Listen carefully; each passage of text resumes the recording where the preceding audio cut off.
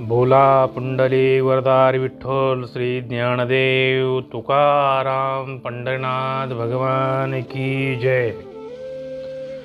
पुढती अस्तवेनायसे जया पाहले द्वत दिवसे, मग आपण पाची आपण स्वसे अखंडित।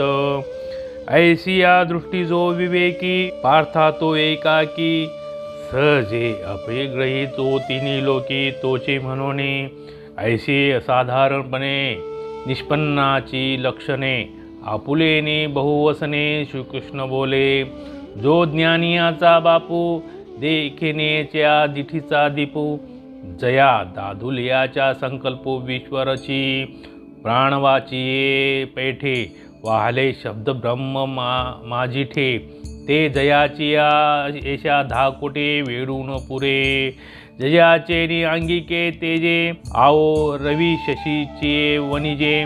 म्हणून जग हे वेसजे विन असे तया, हागा नामाची एक जयाचे। पाहतो गगनचे दिसे टाचे, गुण एक एक काय तयाचे आकळशील तू।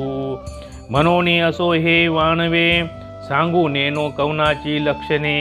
धाभावी मिशे येणे, का बोलेलो असते एके दैत्वाचा ठाऊची फेडी। ते ब्रह्मा विद्या केजेल उघडी, तरी अर्जुना पडी हे गोडी नासेल हन। म्हणून ते तेसे बोलणे, नवे सपातळे आड लावणे। केले मनाची वेगळे वाणे भोगावया, जया सोहंभाव अटुकू।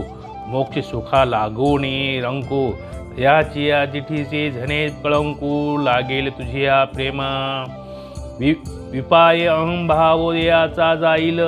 मी त्याची हाजरी होईल, तरी मग काय किजेले कलया। दिठीची पाहता निविजे, का तोंड भरोनी बोलीजे। ना तरी दाटूने खेव दिजे, ऐसे कवन आहे। आपुल्या मना बरवी, असमाई गोठी जीवी। ते कवनाची चावळावी, जरी ऐक्य झाले।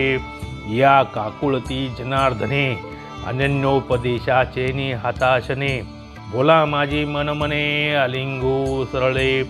हे परिसता जरी कानडे, तरी जाण पापार्थ उघडे। कृष्ण सुखाचेची रूपडे ओतले गा, हे असो वयसेची रे शेवटी। जैसे एकची वे वांजोटी, मग ते मोहाची त्रिपुटी नाचू लागे। तैसे झाले श्री अनंता, ऐसे तरी मी म्हणता। जरी तयाचा न देखता अतिशयो येथो। पहा नवले कैसे चोज, के उपदेशू केऊ ते झुंज। परी पुढे वालभाचे भोज नाचत असे। आवडी आणि लाजवी, व्यसनाने शिनवी। पिसे आणि न भुलवी तेची तोची काही, तरी तोची काही। म्हणून भावार्थ तो ऐसा, अर्जुन मैत्रीची या कुवासा। की सुखे शृंगारलिया मानसा दर्पणू तो। या परी बाप पुण्य पवित्र जगी, जगी भक्ती बीजाशी सुक्षेत्र। तो श्रीकृष्ण कृपे पात्र याचे लागी। हो का आत्मनिवेदना तळीची, जे पीठिका होय सख्याची। पार्थू अधिष्ठात्री तेथीची मातृका गाव। पासींची गोसावी न वर्णिजे, मग पायिकाचा गुण घेईजे। ऐसा अर्जुन तो सहजे पडिये हरी, पहा अनुरागे भजे। जे प्रियोत्तमे मानिजे, ते पतीहून काय वाणिजे पतिवृत्ता। तैसा अर्जुनाची विशेषे तवावा, ऐसे आवडले मज जीवा। जे तो त्रिभुवनाची या दैवा, एकाय तनु जाहला। जयाची या आवडीची पांगे, अमूर्त ही मूर्ती आवगे। पूर्णा ही परी लागे अवस्था जयाची। तव श्रोते म्हणती दैव, कैसी बोलाची हवाव। काय नादावे हण बरव, जिनोनी आली। हा ओ नवल नोहे देशी, मराठी बोलीजे तरी ऐसी। वाणे उमटताही आकाशी, साहित्य रंगाचे। कैसे उन्मेख चांदीने तार, आणि भावार्थ तुपडे गार। हेची श्लोकार्थ कुमुदिनी फार साविया होती। चाडचे निचाडा करी, ऐशी मनोरथी ये थोरी तेने विवळले अंतरी तेथ डोलू आला ते निवृत्तीदासे जाणितले मग अवधान ध्या म्हणितले नवल पांडव कुळी पाहले कृष्ण दिवसे देवकिया उदरी वाहिला यशोदा सायासे पाळीला काशेखी उपेगा गेला पांडवासी मनोनी बहुदिवस ओळगावा का अवसरू पाहुनी विनवावा हा ही सूर्या तया सदैवा पडेचे ना हे असो कथा सांग वेगी मग अर्जुन म्हणे सलगी देवाई या संताची अंगी न ठकती माझ्या ये रवी या लक्षणांची या निजधारा मी अपाडे कीर पुरा परीस तुमचे नि बोले अवधारा थोरावे जरी जी तुम्ही चित्त देयाल तरी ब्रह्म मिया होई जेल काय जाहले अभ्यासी जेल सांगाल जे हा हो नेनो कवनाची कहाणी ऐकोणी श्लजित असो अंतगणी ऐशी जालेपणाची श्रियाने कायसी देवा हे अंगे म्या होई जो का हे तुले गोसावी आपुले पण की जो का तवा हसोनी चिकष्ण हो का करू म्हणती देखा संतोषू ते एक जोडे तवची सुखाचे सैंग सांगकडे मग जोडलिया कवनीकडे अपुरे असे तैसा सर्वेश्वरू बळिया सेवके मनोनी ब्रह्म ही होय तो कौतुके परी कैसा मारे आतला पिके दैवाचे नी जो जन्म सहस्त्राची यासाठी इंद्रियादिकांची महागू भेटी तो अधीनो केतुला किरीटी जे बोलुनी साहे मग ऐका जे पांडवे म्हणितले म्या ब्रह्म हुवावे ते अवशेषी देवे अवधारिले तेच ऐसेची एक विचारिले जे या ब्रह्मत्वाचे डोळे झाले परी उदरा वैराग्य आले बुद्धीची या हे रवी दिवस तरी अपुरे परी वैराग्य संताचे भरे सोहम भाव मोहरे मोडून आला मनोनी प्राप्ती फळी फळता यासी वेळू न लागेला आता होय विरक्तो ऐसा अनंता भरवसा झाला मने जे जे हा अधिष्ठिली ते आरंभीच या फळेल म्हणून सांगितला ते वचल अभ्यासू वाया ऐसे विवरोनिया श्रीहरी म्हणितिले ते अवसरी अर्जुनावधारी पथराजू तेत प्रवृत्ती रूपाच्या बुडी दिसली निवृत्ती फळाची कोडी जे पाडीचा कापडी महेशू अजूनी पैल योग वंदे वाहिली आडवी आकाशी निघाली की तेत अनुभवाच्या पाऊली धोरणू पडिला तिने आत्मबोधाचे उजुकारे धाव घेतली एकसरे की येत सकळ मार्ग निदव सुरे सांडुनिया पाठी महर्षी येणे आले साधकांचे सिद्ध झाले आत्मविद थोरावले येण्याचे पंथे हा मार्गुजय देखिजे तै तहान भूक विसरिजे रात्रंदिवसू नेनिजे वाटे चालता पाऊल जेथ पडे तेथ अपवर्गाची खाणी उघडे आवाटा लागली तरी जोडे स्वर्ग सुख निगिजे पूर्विलिया मोहरा की येईजे पश्चिमेच्या घरा निश्चळपणे धनुर्धरा चालणे तिचे येणे मागे जया ठाया जायजे तो गावो आपणची होईजे हे सांगो काय सहजे जानशी तू ते तपाथे म्हणितले देवा तरी तेची मग केव्हा का आरती समुद्र चेनी न काढावा बुडतू जिमी तव श्रीकृष्ण म्हणती ऐसे हे उसखुळू बोलणे कायसे आम्ही सांगतो आपेचे वरी पुसिली तवा श्रोत्यो माऊलीचा आपल्याला भावार्थ समजवतात पुन्हा कधीही मावळणार नाही अशा अद्वैत बोधरूपी सूर्याचा अंतःकरणात उदय झाल्यामुळे ज्यास उजाडले आहे ते आपण आपल्या ठिकाणी सदोदित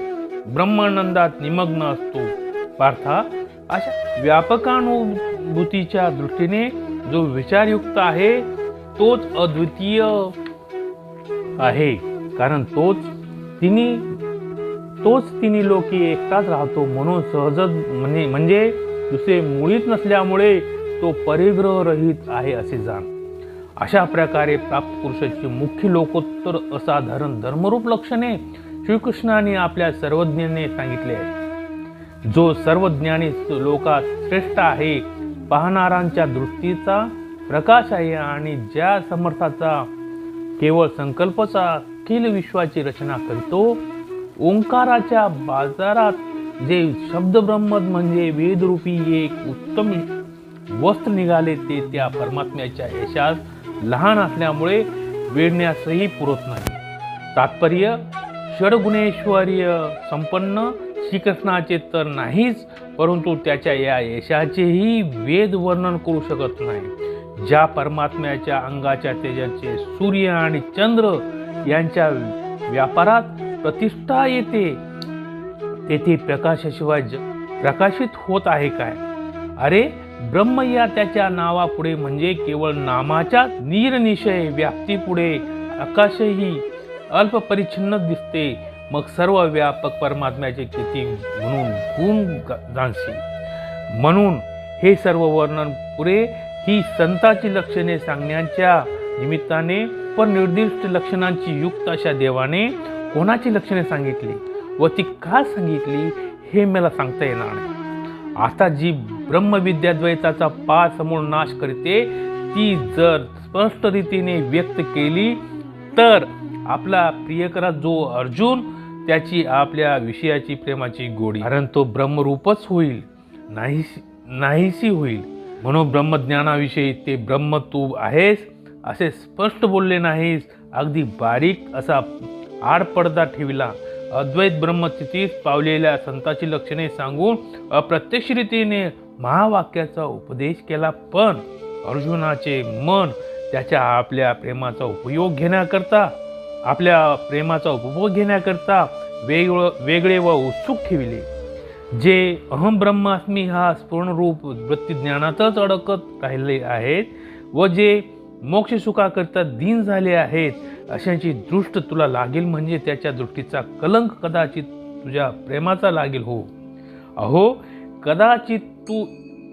कदाचित या अर्जुनाचा मीपणा जाईल आणि मी तोच हा असे निरुपाधिक होईल. केवळ दृष्टीनेच पाहून शांत व्हावे व तोंड भरून बोलावे किंवा आनंदाने धूड कडकडून आलिंगन देण्याला प्रस्तुत अर्जुनाशिवाय दुसरे कोण आहे? आता जर अर्जुनाचे आणि माझे ऐक्य झाले तर आपल्या मनात चांगली वाटणारी व अंतःकरणात न मावणारी अशी आनंदाची गोष्ट कोणाजवळ बोलावी? अशा अडचणीमुळे श्रीकृष्णाने आपल्या बोलण्यात अनन्योपदेशाच्या हातवटीने साधूंची लक्षणे सांगण्याच्या निमित्ताने ब्रह्मज्ञानाचा उपदेश केला व त्याचे मनाने आलिंगन दिले. हे ऐकणाऱ्या जरी अवघड वाटले तरी अर्जुना हा खरोखर श्रीकृष्णाच्या सुखाचीच होती उघड मूर्ती आहे असे समजा. हे असो, एखादा वान स्त्रीला वयाच्या शेवटी म्हातारपणी एकुलते एकच मूल झाले म्हणजे त्या स्त्रीच्या रूपाचे मूर्तिमंत मोहच.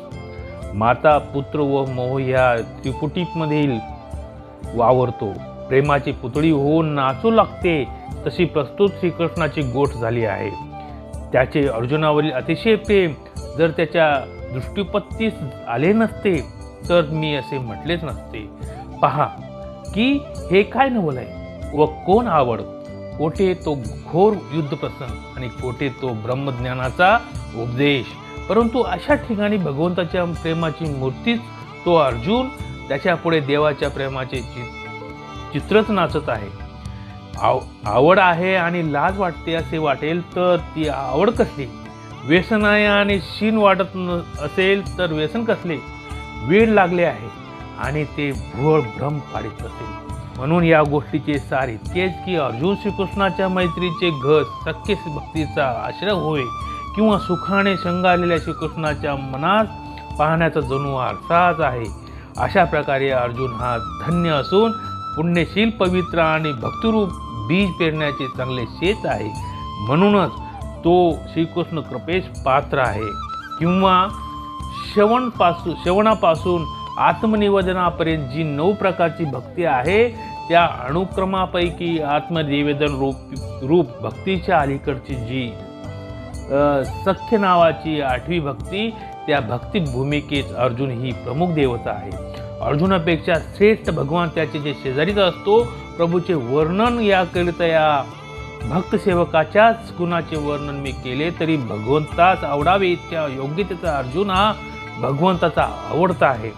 पहा, जो की पतिव्रता आपल्या पतीची प्रीतीने सेवा करते आणि ती सेवा पतीस मान्य होते, म्हणून त्या पतिव्रतेची पतीपेक्षाही अधिक वाखाणी करण्यास नको काय. त्याचप्रमाणे अर्जुनाचेच विशेष वर्णन करावे असेच माझ्या मनास आवडेल, कारण तो आज त्रिभुवनातील सर्व भाग्याला एकटाच आश्रयपात्र झाला आहे. ज्याच्या आवडीच्या अधीनतेमुळे निराकार अशा ब्रह्माला देखील अवतार धारण करणे भाग पडले आणि नित्यतृप्त नित्यपूर्ण अशा देवासी त्या अर्जुनाच्या सख्याची अकंठा उत्पन्न झाली. तेव्हा श्रोते म्हणाले, देवाची गती काय विचित्र आहे आणि त्याचे वर्णन करण्याची तुझी अपूर्व सुंदर शैली तरी काय आहे की ज्याची अपूर्व सुंदरता नाद ब्रह्मालाही जिंकून आली आहे. अहो, देशभाषारूपी आकाशात रसालंकारूपी रंगाचे निरनिराळे प्रकाश स्पष्ट होत आहेत. म्हणजे ज्याच्या श्रवणापासून श्रोत्याच्या हृदयावर शांत शृंगारादी नवरसाचे निरनिराळे ठसे उमटतात, अशी मराठी भाषा बोलता येते हे केवळ नव्हे, मराठी भाषा बोलता येते हे नवल नव्हे काय. श्री ज्ञानेशांचे हे बोलणे म्हणजे ज्ञानरूपी चंद्राचे कसे अगदी स्वच्छ टपोर पाडलेले चांदण आहे, स्वच्छ टपोर पडलेले चांदणे आहे आणि त्यातील भावार्थ हा चांदण्याचा आल्हाददायक गारवा होय. म्हणून गीतेच्या श्लोकाचा अर्थ चंद्रविकासी कमळे असून ती सहजच विकसित होत आहे. त्या बोलण्याची अगदी अपूर्वाई आहे की असा हा बोलण्यापासून श्रोत्याच्या अंतर्यामी प्रकाश पडल्यामुळे प्रसन्न होऊन नकळत त्या डोल आला. अशा श्रोत्यांच्या मनातील भाव निवृत्तीदास ज्ञानदेव यांनी जाणला व मग महाराज इकडे लक्ष द्या असे ते म्हणाले. श्रीकृष्णोपी नवल सूर्याच्या उदयाने पांडव कुळात उजाडले आहे. तो कृष्ण कसा आहे म्हणाल तर ज्याला देवकीने आपल्या उदरात 9 महिने वागविले, यशोदेने अति कष्टाने त्यास पालन करून लहानाचे मोठे केले आणि तो शेवटी उपयोगी पडला पांडवांच्या. म्हणून पुष्कळ दिवस त्याची सेवा करावी किंवा प्रसन्नतेची वेळ पाहून त्याची विनवणी करावी इतकाही प्रयास त्या दैवान अर्जुनाला पडला आहे. श्रोते म्हणतात, हे राहू द्या, आता पुढील कथा भाग लवकर सांगा. तेव्हा श्री ज्ञानेश्वर महाराज म्हणतात, मग अर्जुन लाडीवाळपणे म्हणतो की देवा, तुम्ही ही जी संतांची लक्षणे सांगितली ती माझ्या अंगी वसत नाहीत खरी. एरवी हे संत लक्षणाच्या तात्पर्याचा विचार केला तर जाणण्यास मी खरोखर अतिशय अपूर्वा पडेल. तरी पण हे पहा की मी पुरता योग्य झालो तुमच्याच उपदेशाने. महाराज, जर तुम्ही मनात आणले तर मी ब्रह्मरूपही होईल. याकरिता मला जे काही अभ्यास सांगाल तो मी करेन. तो न करावायला काय झाले. अहो जेव्हा मी आपण कोणाची गोष्ट सांगितली हे मला काही कळत नाही, परंतु ती ऐकल्यावर माझी दुती काही करावी असे अंतकरणात वाटते. तर ही योग्यता ज्याच्या अंगात असेल त्याच्या आनंदात पारावारच नाही. मी स्वतः अंगाने होईल का, एवढे आपण आपलेपणाने कराल का. तेव्हा श्रीकृष्ण असून म्हणाले की हो, असे का तुला वाटते, तर तसे ब्रह्मरूप करू बरे. असे पहा की जोपर्यंत हा संतोष प्राप्त झाला नाही तोपर्यंत चोहीकडे सुखाची अति उणीव असते, परंतु तो संतोष एकदा का प्राप्त झाला म्हणजे मग सुखाला कोटी उणीव आहे. त्याप्रमाणे जो अर्जुन सर्वशक्तिमान सर्वेश्वराचा पूर्ण सेवक आहे म्हणून तो सहज ब्रह्मरूपी होईल. पण अर्जुन सुदैवाच्या पिकाच्या भाराने किती लवला आहे पहा. तो ईश्वर हजारो जन्म घेऊन इंद्रदिका सुद्धा ज्याची भेट होणे अवघड आहे, तो अर्जुनाच्या किती अधीन झाला आहे. त्या अर्जुनाने प्रश्न करावा व आपण सांगावे ही त्या सहज होत नाही. मग ऐका की अर्जुनाने मी ब्रह्म व्हावे असे जे म्हटले ते देवाने पूर्णपणे ऐकले. त्यावेळी देवाने असा एकच विचार केला की ज्या अर्थी अर्जुनाला ब्रह्मत्वाचे मी ब्रह्म व्हावे असे डोहाळे तीव्र जिज्ञासा लागली आहे, त्या अर्थी त्या बुद्धीच्या पोटात वैराग्याचा गर्भ राहिला आहे. सहज विचार करून पाहिले तर अर्जुन हा वयसेने न्यूटन लहान झाड आहे, तरी पण वैराग्यरूप वसंताच्या भाराने अहम ब्रह्मास्मित्याकारक मृत्यूरूप मोहोर दाट आल्यामुळे तो लवला आहे. साधक चतुष्ट संपन्न तीव्र मुमुक्ष झाला आहे, म्हणून याला मोक्ष रूप फळाची प्राप्ती अगदी लवकरच होईल, कारण हा विरक्त झाला आहे अशी कृष्णाची खात्री आहे. श्रीकृष्ण म्हणतात, आता हा अर्जुन ज्या साधनांचे अनुष्ठान करीत ते त्याला आरंभीच लवकरच फळासील, म्हणून त्या सांगितलेला अभ्यास वाया जाणार नाही. अशा प्रकारे श्रीकृष्णाने श्रीहरीने पूर्वापार विचार करून त्या वेळेला म्हटलेले, अर्जुना हा अभ्यास योग तो सर्व मार्गामध्ये प्रमुख असा पंथराज आहे, तो सांगतो तू ऐक. तो योग असा आहे की ज्या प्रवृत्तीरूपी वृक्षाखाली कोट्यावधी फळे दृष्टीस पडतात, ज्याचे आचरण पूर्ण झाले असता चरम फळ मोक्ष प्राप्ती सहजच होते. त्या मार्गाचे श्री शंकर अद्याप पावितो यात्रेकरूच आहेत. दुसरे योग्यांचे सामुदायिक हृदयाकाशात आडमार्गाने सत्वर जाण्यास निघाले, पण शेवटी अनुभवाच्या पावलाने चालता चालता त्यांना योगाचा हमरस्ता सापडला. मग इतर अज्ञानरूप सर्व मार्ग सोडून त्या योग्यांनी आत्मबोधाचा सरळ मार्गाकडे एकदम धाव घेतली.